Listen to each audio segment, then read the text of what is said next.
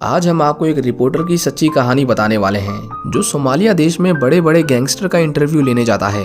हम जानते हैं कि सोमालिया देश में कितना आतंकवाद है और ये बात उस रिपोर्टर को भी पता थी। आए दिन वहाँ के समुद्री लुटेरे अमेरिकन जहाजों को लूटा करते थे और उनके बॉर्डर पर बहुत तनाव रहता था। उस जर्नलिस्ट को कई लोगों ने उस देश में जाने से रोका, लेकिन फिर भी वो अपनी रिपोर्टिंग करने के लिए वहाँ चला जाता है। ये जय बहादुर की सच्ची कहानी है जो 2008 में सोमालिया गया था और कई महीनों तक वापस अपने देश नहीं आया। वहां रहकर उसे सोमालिया देश के बारे में बहुत कुछ जानने को मिला जिसके बारे में बाकी देशों को नहीं पता था। आखिर में उस रिपोर्टर के साथ सोमालिया देश में क्या होता है, जानने के लिए देखते रहिए आज की हमारी मूवी जिसका नाम है पायरेट्स ऑफ सोमालिया। इस मूवी की स्टार्टिंग में हम जय बहादुर नाम के एक मैगजीन राइटर को देखते हैं जिसका सपना था एक बड़ा जर्नलिस्ट बनना, लेकिन बिना उसमें अपनी ग्रेजुएशन किए जर्नलिस्ट के लिए अप्लाई कर पाना मुश्किल था। जय बहादुर अक्सर उन टॉपिक्स पर अपने आर्टिकल्स लिखता था जिनके ऊपर ज्यादा लोग ध्यान नहीं देते थे, लेकिन अफसोस उसकी कहानियां कोई नहीं पढ़ रहा था और उसे हर जगह से रिजेक्शन मिल रहा था। कुछ मैगजीन कंपनीज तो उसे लेटर लिखकर भेजती थी ये बताने के लिए कि उन्हें उसका काम पसंद नहीं आया। जय उनके इस तरह के रिस्पॉन्स से बहुत गुस्सा होता था क्योंकि वो दुनिया भर की खबरें छाप रहे थे पर उसकी एक भी नहीं। एक दिन जय अपने घर के बाहर पड़ी बर्फ को साफ कर रहा था, लेकिन पैर फिसलने की वजह से उसकी गर्दन में मोच आ जाती है। जय उसका इलाज करवाने के लिए एक हॉस्पिटल में जाता है और वो नोटिस करता है कि उसके बगल में एक बूढ़ा आदमी बैठा हुआ था। वो दोनों अपनी बीमारी के बारे में डिस्कस करने लगते हैं और बातों ही बातों में वो आदमी जय को अपना नाम सैमोर तोल्बिन बताता है।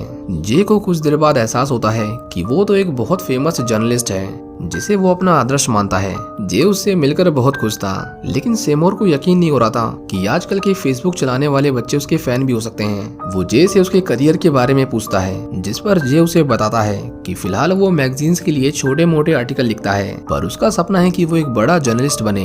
वो उससे बताता है कि उसे हार्वर्ड कॉलेज में उसकी डिग्री के लिए एडमिशन लेना है और फिर उसके बाद ही न्यूज़पेपर वाले उसे नौकरी पर रखेंगे। ये सुनकर सेमोर उसे कहता है कि जर्नलिज्म के लिए डिग्री की क्या जरूरत है, वो तो तुम वैसे भी कर सकते हो, बस उसके लिए उसे ऐसी ऐसी जगह जाना पड़ेगा जहां जाने में बड़े बड़े लोगों के पसीने छूट जाते हैं। जे उसके इस आइडिया के बारे में अपने दोस्त से डिस्कस कर रहा था और उसने डिसाइड कर लिया था कि वो सोमालिया जाएगा। उसका दोस्त उसे कहता है कि वहां पर रिपोर्टिंग करके उसे कुछ नहीं मिलेगा और उसे अगर कुछ करना भी है तो उसे वहां के टेररिस्ट का इंटरव्यू लेना पड़ेगा, पर वो काम खतरे से खाली नहीं क्योंकि वो रिपोर्टर्स को मारने से पहले एक बार नहीं सोचते। मतलब वो जे को सोमालिया जाने से रोक रहा था, पर जे का मानना था कि वहाँ पर अब डेमोक्रेसी है और शायद वहाँ हालात इतने बुरे नहीं होंगे जितना कि हमें टीवी न्यूज में दिखाया जाता है। पर उसका दोस्त फिर भी कहता है कि वहाँ के आम लोगों की जिंदगी के बारे में किसी को नहीं जानना, इससे बेहतर है कि वो सूडान जाए जहाँ उसे लिखने के लिए बहुत कुछ मिलेगा। अगले दिन हम देखते हैं कि न्यूज में सोमालियन पायरेट्स के बारे में बताया जा रहा था क्योंकि उन्होंने कमर्शियल शिप को लूटकर वहां के लोगों को बंदी बना लिया था। अब ये सब देखकर जे थोड़ा डर गया था। एक दिन जे को एक अननोन नंबर से फोन आता है। वो आदमी सोमालियन प्रेस से बात कर रहा था। जब उसे पता चलता है कि जे उनके लोगों के बारे में बुक लिखना चाहता है तो वो बहुत खुश होता है क्योंकि ऐसा करने वाला वो पहला विदेशी था। जे बहादुर को पता चलता है कि जिस आदमी से वो बात कर रहा था वो कोई आम आदमी नहीं बल्कि सोमालिया देश के प्रेसिडेंट का बेटा था। जे को तो यकीन ही नहीं हो रहा था कि उसे इतना बड़ा मौका इतनी आसानी से कैसे मिल गया। वो इसके बारे में सेमोर को बताता है जिसके बाद वो उसे सोमालिया की भाषा सीखने के लिए कहता है जो उसके बहुत काम आने वाली थी। लेकिन जे का सबसे मुश्किल काम अभी बाकी था जो था अपने घर वालों से सोमालिया जाने के लिए परमिशन लेना। वो उनसे थोड़ा डरा हुआ था, लेकिन अच्छी बात ये थी कि वो उसे रुकने के लिए फोर्स नहीं करते, उसे कहीं भी जाने की आजादी थी। इसके बाद जे बहादुर सोमालिया देश के लिए निकल जाता है। उसे बस ये जानना था कि क्या वहाँ के लोग सच में वैसे हैं जैसा कि उन्हें अमेरिकन मूवीज में दिखाया जाता है। जब वो सोमालिया देश में पहुंचता है तो उसके पास एक सोमालियन आदमी आकर बैठ जाता है। जे कुछ देर के लिए वहाँ पर सो जाता है और जब उसकी आंख खुलती है तो वो खिड़की के बाहर देखता है। उसे एक रिपोर्टर दिखाई देता है जिसे कुछ सोमालियन पायरेट्स गोली मार देते हैं। ये देखकर जे जोर से चिल्लाता है और उसे अपने आसपास उन लोगों की लाशें दिखाई देती हैं जिन्हें सोमालियन पायरेट्स ने मारा था और उनके हाथों में उनकी मौत की खबरें थीं। पर जल्द ही बहादुर को एहसास होता है कि ये सब एक बुरा सपना था। एयरपोर्ट के बाहर उसे अब्दी नाम का एक सोमालियन ट्रांसलेटर पिकअप करने आता है जिसे इंग्लिश भाषा आती थी। जे उससे बात करते करते उसे अपने थंब से ओके कहता है, पर अब्दी उसे समझाता है कि यहाँ पर थंब से ओके कहना एक गलत इशारा है जिसके लिए ये तुम्हें जेल में भी डाल सकते हैं। अब्दी उससे पूछता है कि वो यहाँ किसके बारे में लिखना चाहता है। जब जे उससे बताता है कि वो यहाँ समुद्री लुटेरों के बारे में लिखने आया है तो अब्दी उसे समझाता है कि वो लोग खुद को समुद्री लुटेरे नहीं बुलाते, वो खुद को कहते हैं समुद्र के रखवाले और उनके पास बहुत सारा पैसा है। रास्ते में एक सोल्जर उसे जे के सिर पर हाथ मारकर उसे कार रुकवाने के लिए कहता है, क्योंकि उसे ड्रग्स लेने थे। सोमालिया में उसे खाद कहते हैं और जे को पहली बार पता चला कि वहाँ पर ड्रग्स सब्जियों की तरह बिकते हैं। अब्दी उसे कहता है कि ये हमारे देश की बहुत बड़ी समस्या है, लेकिन उनके नए प्रेसिडेंट जल्द इसका कोई हल निकाल लेंगे।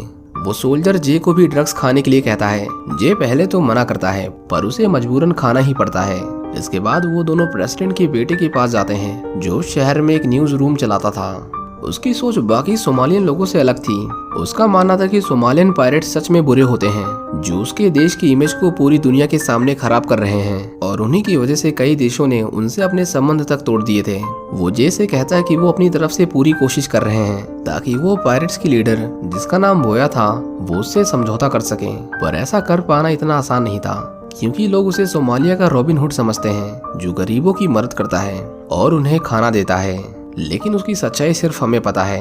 इसके बाद वो जे को अपने फादर यानी सोमालिया के प्रेसिडेंट से मिलवाता है। प्रेसिडेंट और उसका परिवार पिछले 8 सालों से ऑस्ट्रेलिया में रह रहा था, पर उसके लोगों ने उन्हें वापस अपने देश में लौटने की रिक्वेस्ट की ताकि वो यहाँ के हालातों को सुधार सके।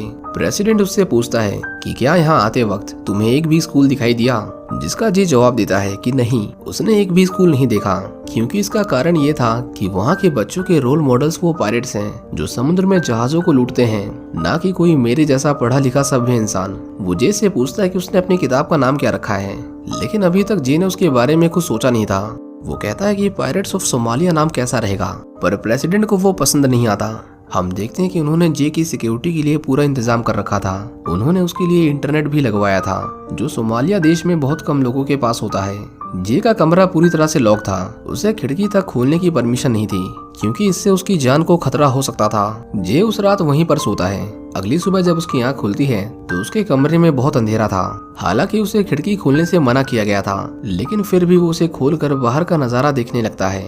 बहादुर वहाँ के लोगों को रिकॉर्ड कर रहा था, और तभी उसे वहाँ पर एक लड़की दिखाई देती है जो बार बार उसे देख रही थी। अब्दी उसे बताता है कि उसका नाम मरियम है और वो गराड की वाइफ है। गराड एक बहुत बड़ा समुद्री लुटेरा था और उसने बहुत सारी लड़कियों से शादी कर रखी थी, जो उसके लिए खाद बेचने का काम करती हैं। जे उस आदमी का इंटरव्यू लेना चाहता था, पर अब्दी उसे बताता है कि वो आदमी बहुत खतरनाक है, इसीलिए बेहतर यही है कि वो उससे मिलने की ना सोचे।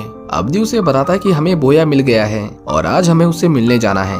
वो उससे जितने सवाल पूछना चाहता है पूछ सकता है। इसके बाद वो दोनों बोया से मिलने जाते हैं। जे उससे रिक्वेस्ट करता है कि अगर इनमें से कोई उसे गोली मार दे तो वो उसकी बॉडी को उसके देश वापस पहुंचा दे, पर अब्दी उसे कहता है कि वो चिंता ना करे, ऐसा कुछ भी नहीं होगा। इसके बाद जे बोया से बहुत सारे सवाल पूछता है, जैसे कि वो जहाजों को कैसे लूटते हैं, वो अपने लोगों को ये सब करने के लिए कैसे मनाता है, और बहुत कुछ। लेकिन जे को उस इंटरव्यू से एक बात समझ आती है कि वो मानने को तैयार नहीं कि वो कुछ गलत कर रहे हैं। जे उसका इंटरव्यू ले ही रहा था कि तभी बोया वहाँ से उठकर चला जाता है, क्योंकि उसे जे से ड्रग्स चाहिए थे, जो जे अपने साथ नहीं लाया था, क्योंकि उसे पता ही नहीं था कि इस इंटरव्यू के बदले उसे ड्रग्स देने पड़ेंगे। जे हर दिन अपनी किताब में कुछ न कुछ लिख रहा था, और साथ ही साथ वो अपने देश में एवरिल नाम की एक लड़की से बात करके उसकी लिखी किताब के लिए एक पब्लिशर ढूंढ रहा था जो उसकी बुक को छाप सके। एक दिन जे अपनी बुक के ऊपर काम कर रहा था और तभी उसे मरियम दोबारा से दिखाई देती है। वो बिना किसी को बताए उसके पीछे चला जाता है। जे उससे गैराड के बारे में पूछता है और उसे पता चलता है कि मरियम को इंग्लिश बोलना आता है, जो उसने अमेरिकन मूवीज को देखकर सीखा था। जे उससे अमेरिकन फिल्मों के बारे में सवाल पूछने लगता है, जिस पर मरियम उसे बताती है कि अमेरिकन जो सोमालियन लोगों पर फिल्में बनाते हैं वो उसे बिल्कुल पसंद नहीं, क्योंकि उसमें हमें बस एक लुटेरा ही दिखाया जाता है और कोई इस देश के आम लोगों के बारे में बात नहीं करता। वो जे को ये भी बताती है कि यहाँ बस तुम्हारे बारे में ही बात होती है और उन्हें उम्मीद है कि तुम हमारे बारे में कुछ ऐसा लिखोगे जो इस देश के लिए जरूरी है, न कि वो जो पूरी दुनिया सुनना चाहती है। जे उससे थोड़ा खाद खरीदता है, जिसके बदले में उसे बोया से एक बार फिर से मिलने का मौका मिलता है, और इस बार वो नशे की हालत में उससे सवाल पूछता ही रहता है और बोया के जवाब उसके टेप रिकॉर्डर में रिकॉर्ड हो रहे थे। इसी तरह जे को सोमालिया में रहते हुए 3 महीने बीत जाते हैं और उसने बहुत कुछ लिख लिया था। एक दिन उसे एवरिल का वीडियो कॉल आता है, जो उसे बताती है कि उसने उसकी किताब को बड़े बड़े पब्लिशर्स को दिखाया, पर किसी को भी उसमें दिलचस्पी नहीं है। वो कहती है कि अगर वो उन पायरेट्स की वीडियो बनाकर उन्हें भेज देगा तो वो तुम्हें $1000 तक दे सकते हैं, लेकिन इससे ज्यादा मदद की उम्मीद करना शायद बेवकूफ़ी है। ये सुनकर जे को बहुत गुस्सा आता है और वो खुद के ऊपर चिल्लाने लगता है। वो देर रात को अब्दी के पास आता है और उसे सारी सच्चाई बता देता है। वो कहता है कि वो कोई फेमस रिपोर्टर नहीं है और ना ही उसके पास किसी बुक का कॉन्ट्रैक्ट है। अब्दी उसे कहता है कि इससे क्या फर्क पड़ता है, तुम पहले ऐसे फॉरेनर हो जो हमारे देश आए और तुम अपनी जान को खतरे में डालकर हम लोगों के बारे में कुछ लिख रहे हो, हमारे लिए इतना ही काफी है। लेकिन जे उसे समझाने की कोशिश करता है कि सिचुएशन कितनी खराब है, क्योंकि कोई भी उसकी बुक में इंटरेस्टेड नहीं है। उन्हें कोई मसालेदार कहानी चाहिए, जैसे कोई लूटपाट या किसी का मर्डर, क्योंकि कोई भी इस तरफ के आम लोगों की कहानी नहीं सुनना चाहता। अगर उसे कोई बुक कॉन्ट्रैक्ट नहीं मिला तो हो सकता है कि वो इस देश से कभी बाहर न निकल पाए। जे उसे कहता है कि उसे कुछ हॉस्टेजेस की वीडियो फुटेज चाहिए जिसे बेचकर वो थोड़े पैसे कमा सके, क्योंकि वो घर से जो पैसे लेकर निकला था वो अब खत्म हो चुके थे।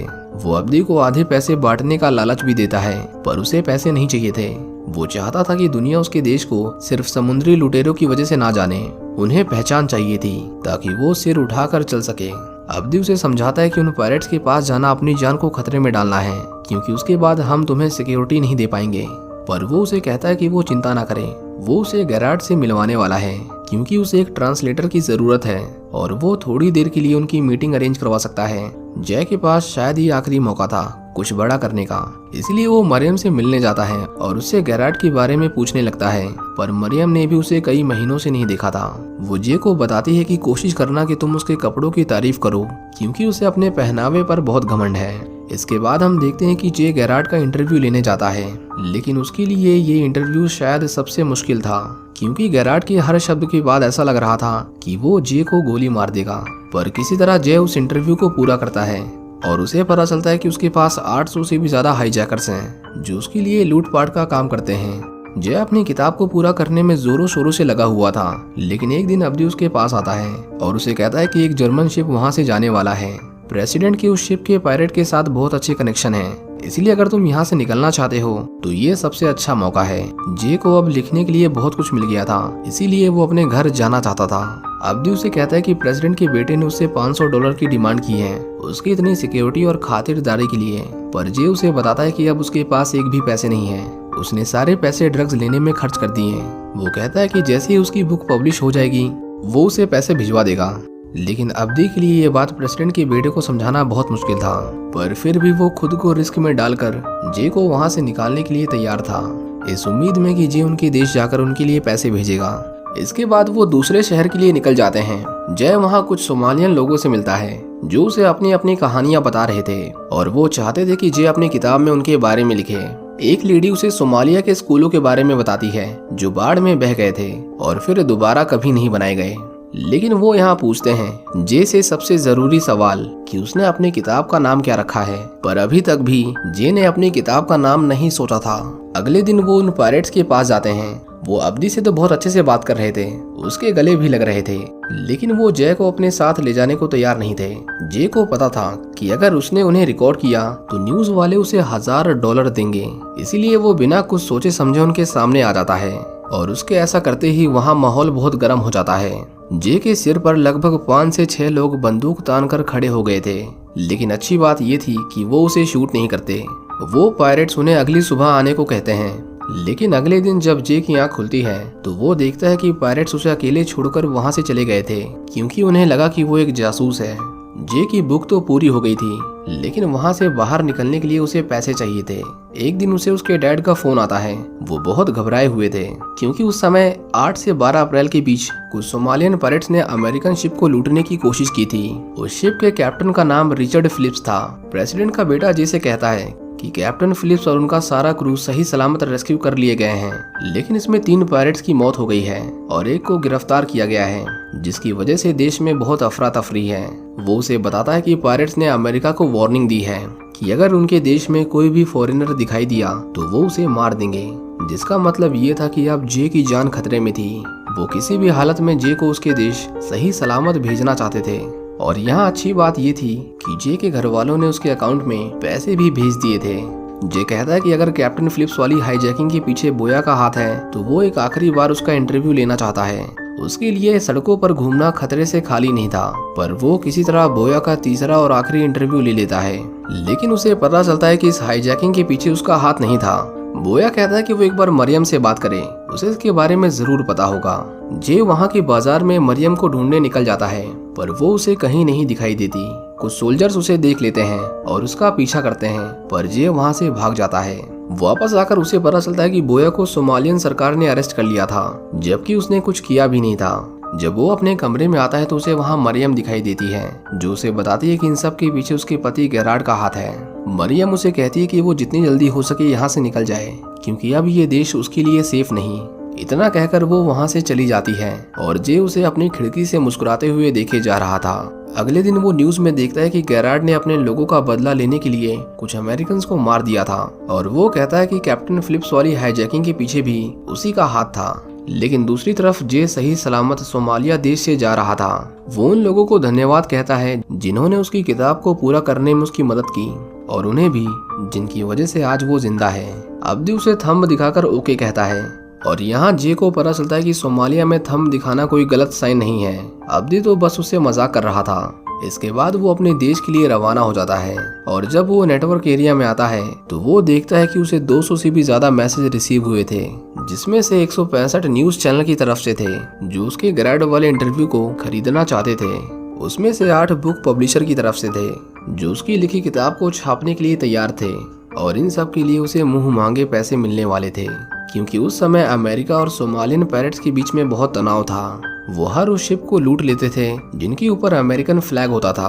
जब जे एयरपोर्ट पर उतरता है तो CSIS का एक एजेंट उससे सोमालिया के बारे में पूछने लगता है, क्योंकि अमेरिकन को उसके बारे में कुछ नहीं पता था, और यही कारण था कि जब भी वो समुद्र में जाते थे वो पायरेट्स उन्हें लूट लिया करते थे।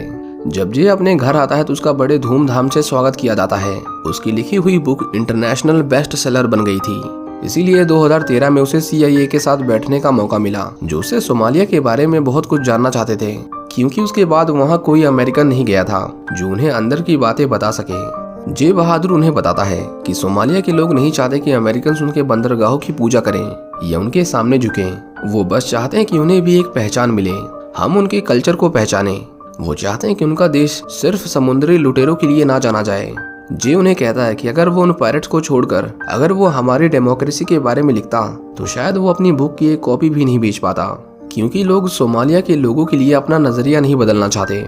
इसके बाद हमें दिखाया जाता है कि जनवरी 2013 में US गवर्नमेंट ने सोमालिया की सरकार के पास शांति प्रस्ताव रखा, और ऐसा पिछले 20 सालों में पहली बार हुआ था। जय बहादुर सिर्फ 24 साल का था जब वो सोमालिया गया था, और 2009 में उसके वापस आने के सिर्फ 1 महीने बाद ही एक रिपोर्टर को सोमालिया के पायरेट्स ने किडनैप कर लिया था, वो भी पूरे 1 साल और 4 महीने के लिए। 2013 के शांति प्रस्ताव से पहले शायद ही कोई रिपोर्टर होगा जिसने वहां जाने की हिम्मत की हो। इसी के साथ जय बहादुर की ये सच्ची कहानी यहीं पर खत्म हो जाती है। उम्मीद करता हूँ कि आपको ये मूवी पसंद आई होगी। अगर आप इसी तरह की एक और सच्ची कहानी देखना चाहते हैं जिसमें एक ऑस्ट्रेलियन आदमी को थाईलैंड की जेल में 3 सालों के लिए बंद कर दिया जाता है, तो आप राइट वाली वीडियो पर क्लिक कर सकते हैं। Thank you for watching.